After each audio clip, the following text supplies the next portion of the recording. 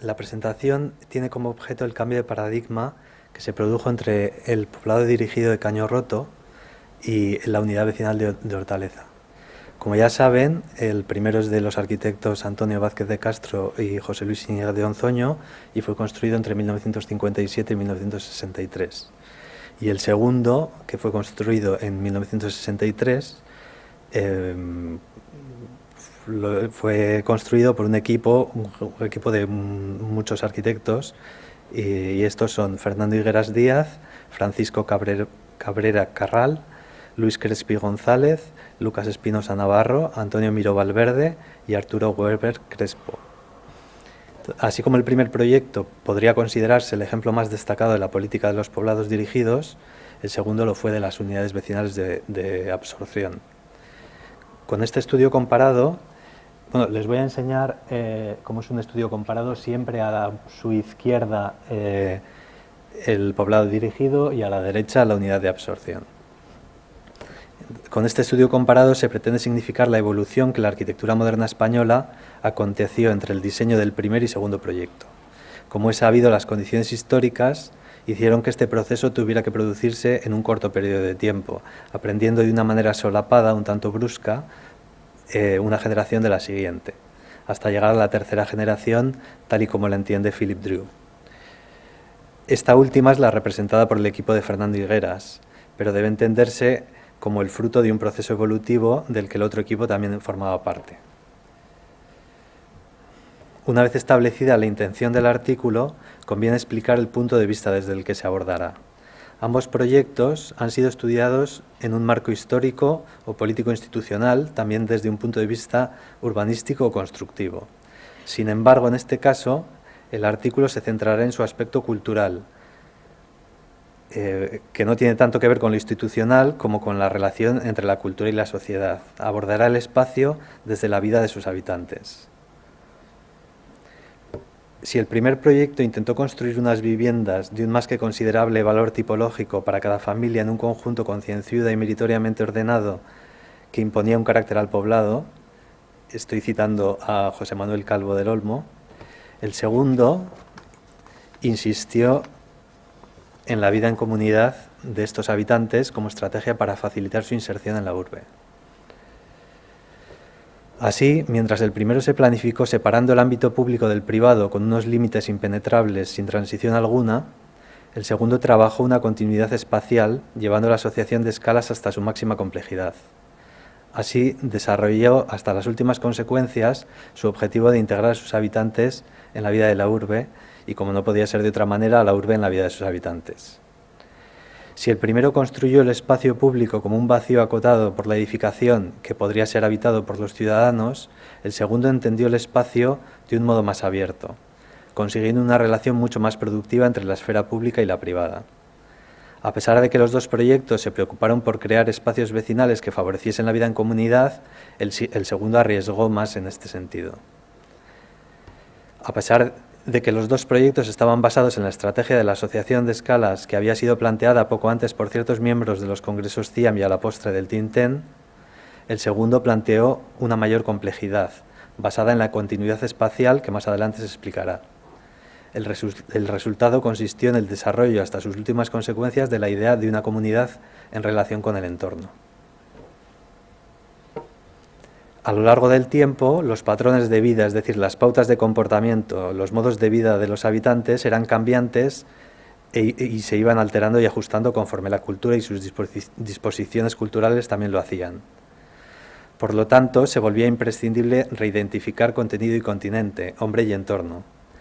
Para establecer esta relación de los seres humanos con el espacio, era necesario estudiar la dimensión espacial de la vida cotidiana, y para ello centrarse en la construcción tanto de la identidad como de la memoria de estos habitantes. El concepto de vida cotidiana, ideado por Henri Lefebvre, fue la razón de ser de este segundo proyecto. Por ello, el diseño fue abordado desde la vida de sus habitantes, los chabolistas desarraigados en los márgenes de la ciudad. Ambos proyectos partieron de una misma realidad en la periferia de Madrid. La masiva inmigración desde el campo hacia la ciudad estaba generando grandes bolsas de pobreza en el extrarradio. La ciudad no estaba siendo capaz de absorber estos flujos de una manera ordenada. Es por ello que desde la Administración se implementaron unos planes consecutivos en el tiempo que tantearon diferentes soluciones en pos de la mayor eficacia posible. Sin embargo, las razones por las cuales se decidieron abordar los diferentes proyectos fueron diversas. El caso del poblado dirigido de Caño Roto pretendía construir sobre el mismo asentamiento chabolista una nueva ordenación de 1.606 viviendas para que parte de sus habitantes fueran realojados en condiciones dignas. Se planificó la actuación de antemano acudiendo a un desarrollo mixto en el que las viviendas unifamiliares fueran autoconstruidas y los edificios en altura promovidos por pequeños constructores. Así, en un plazo de 6 años, se consiguió desarrollar un esquema que respondía a los agentes que las iban a construir. En cambio, el caso de la Unidad Vecinal de Absorción de Hortaleza fue más precipitado. Su razón de ser se debió al desalojo de los asentamientos chabolistas de Ventas y La Ilipa, que debieron ser desmantelados y su población realojada con prontitud para continuar con la ampliación de la circunvalación M30. Este requisito obligó al desplazamiento de sus moradores y a la pronta y en principio provisional habilitación de un lugar en el que pudieran vivir. Entonces los chabolistas se vieron desplazados a un nuevo lugar creado ex profeso en el que tendrían que reconstruir su vida por un tiempo para volver a cambiar de lugar una vez más.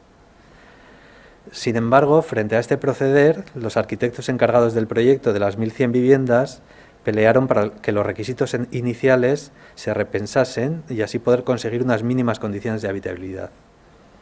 Entonces plantearon una solución permanente, no solo en términos urbanísticos o constructivos, sino también dotacionales.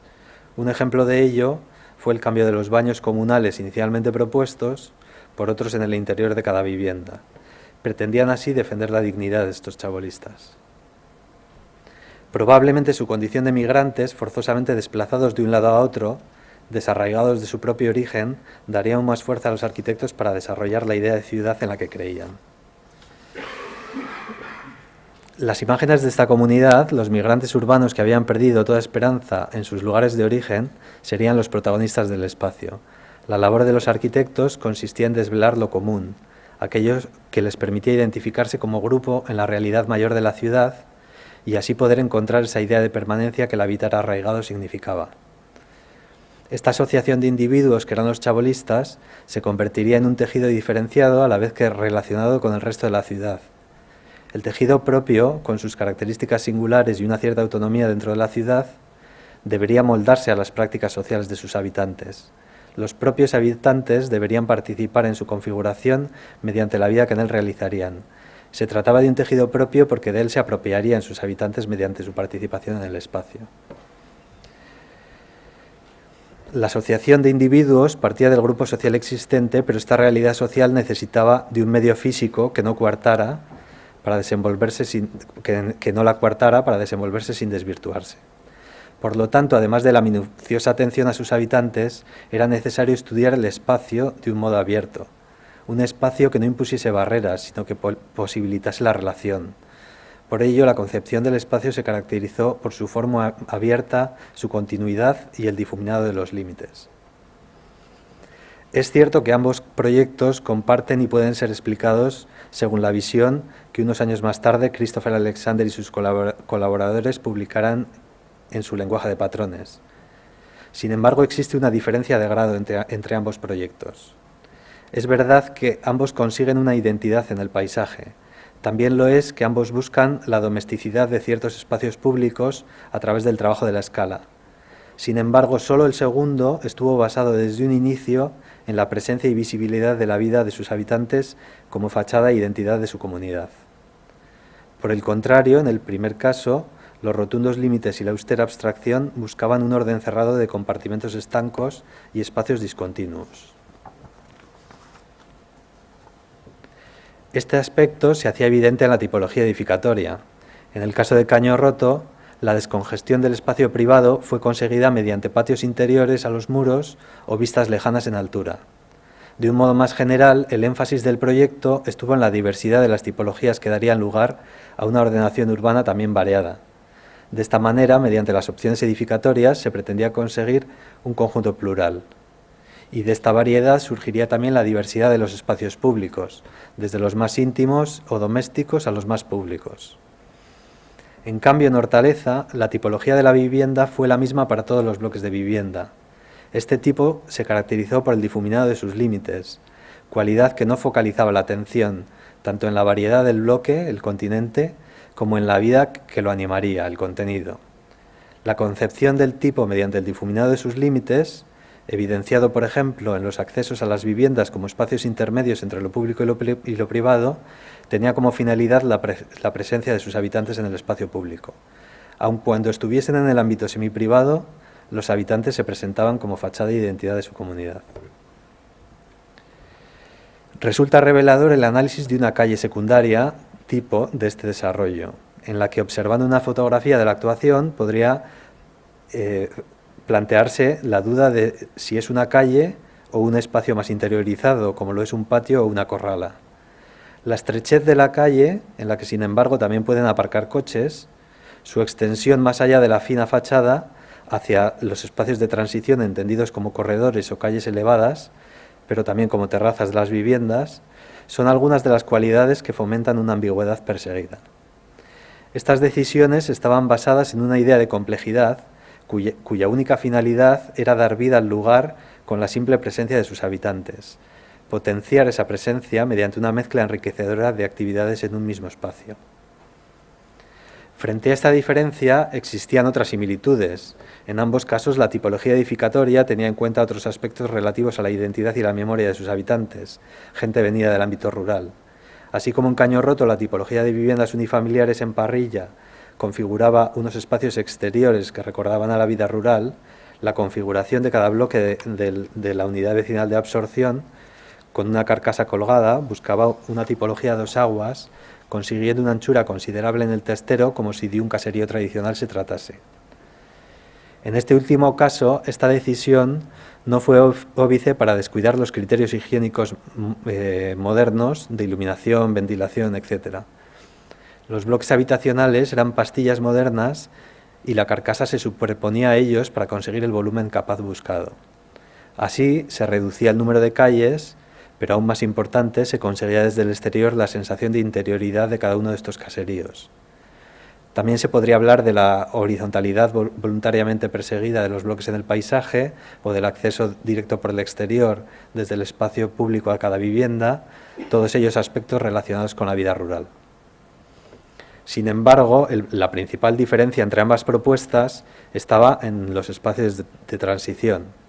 Los espacios intermedios, conseguidos mediante esta carcasa, favorecían la vida de los habitantes en el espacio inmediatamente exterior a la vivienda, al abrigo de su propia casa, conversando con el vecino, un hábito típico de la vida en los pueblos, un hábito propio de los chabolistas que ya no eran rurales pero tampoco urbanos. La condición más importante de estas transiciones era su pertenencia a dos mundos, el privado y el público. Entonces, cuando estos espacios fueron apropiados, la relación entre lo público y lo privado se convirtió en lo representativo de una comunidad en relación con el entorno. Los usos y costumbres, la vida cotidiana de sus futuros moradores, aquello que les era común, lo común como comunidad que eran, se vieron incluidos en el espacio hasta el punto de transformarlo. Consistía en un estudio de, como Georges Perec lo llamaba, lo infraordinario. Vaya terminando, por favor. Lo infraordinario consistía en atrapar las características de cada espacio, las formas de utilizarlo, su uso, pero también la interacción creadora entre el individuo y sus espacios en el ámbito de la vida diaria, su apropiación. Estas ideas de uso y apropiación deben entenderse como la consecuencia de las posibilidades del espacio.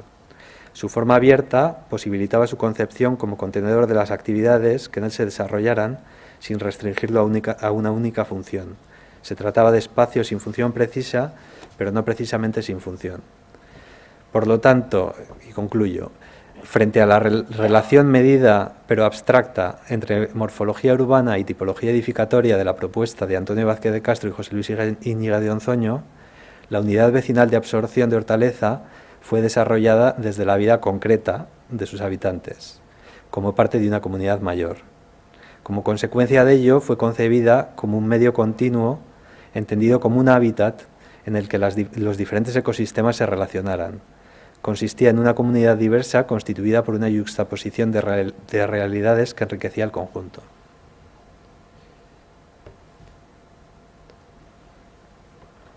Ya está.